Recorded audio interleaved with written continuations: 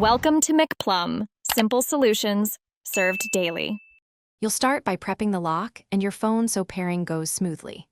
Insert 4 fresh AA batteries and install or update the Smonet app on your phone.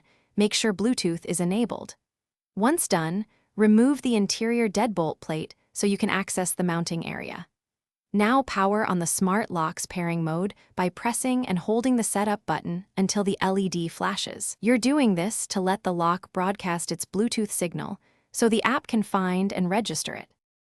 Once paired, position the smart lock on the door and loosely attach the mounting screws so you can adjust alignment.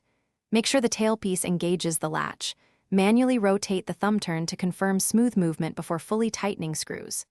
Next, open the app and follow on-screen calibration. Select door handedness, set rotation endpoints, and choose an auto-lock delay.